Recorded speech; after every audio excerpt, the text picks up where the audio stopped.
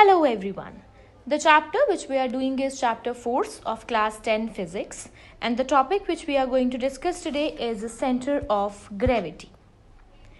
In this topic today we are going to discuss obviously center of gravity, factors affecting the position of center of gravity of some regular objects, center of gravity of an irregular lamina. Let us now discuss center of gravity with the help of this example. Here in the first picture, I have a pen in my hand which is balanced on the whole hand. This hand is balancing each and every part of this pen, right? And it is not falling.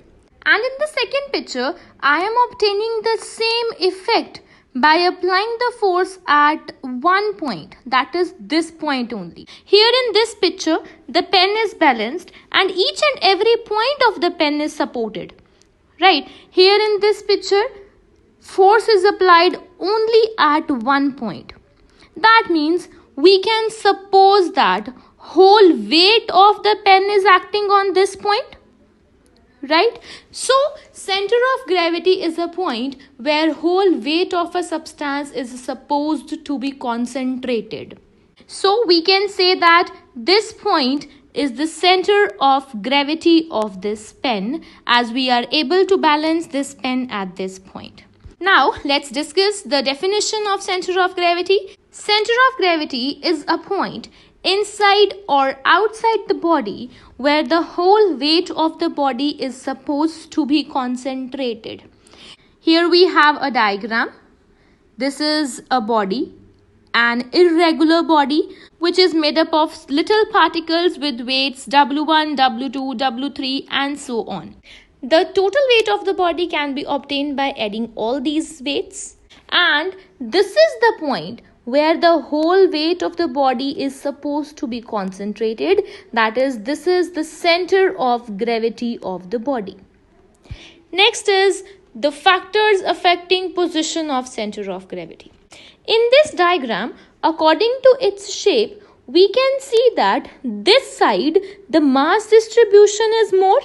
So the position of center of gravity has been shifted a little towards this side of the body. So, we can say that if it is an irregular body, the position of center of gravity will shift towards the side where the mass distribution is more. So, the position of center of gravity of a body of a given mass depends upon its shape, that is, on the distribution of mass in it. In our next topic, we will discuss that center of gravity of a body can lie outside the material of the body. It's not necessary that center of gravity always lie inside the material of the body. For example, center of gravity of L-shaped bodies such as boomerang and ring-shaped bodies such as bangle lie outside the material of the body. This is L-shaped body and this is the center of gravity of this body. This point is outside the material of this body. And in case of ring-shaped bodies such as bangle, this is the point of center of gravity which is outside the material of this body. Next is center of gravity of some regular shaped bodies. Let us first of all discuss about the center of gravity of a circular ring. The center of gravity of a circular ring lies at its geometrical center. In case of a circular disc also, it lies at the geometrical center of the disc. In case of a triangle, the center of gravity of a triangle lie at a point where all three medians of the triangle intersect each other. In case of a rectangle, a parallelogram, a square, a rhombus, center of gravity lies at a point where the diagonals intersect each other. Next is a thin rod. The center of gravity of a thin rod lies at its midpoint, and the center of gravity of a cylinder lies at the midpoint of the axis of the cylinder. The center of gravity of a solid cone lies at a height 1/4 from the base on the axis of the cone. And the center of gravity of a hollow cone lies at a height 1/3 from the base on the axis of the cone.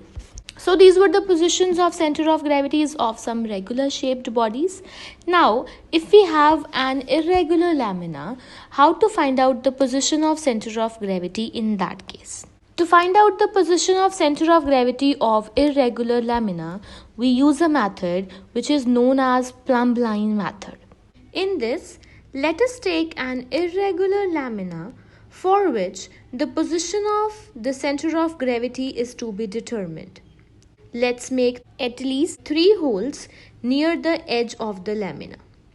Now, suspend the given lamina along with a plumb line from one hole with a rigid support.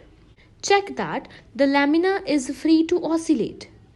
When the lamina has come to rest, draw a straight line from that hole.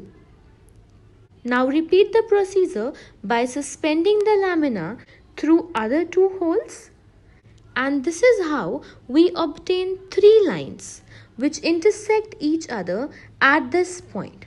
So this point where all 3 lines are intersecting each other is the center of gravity of this irregular lamina.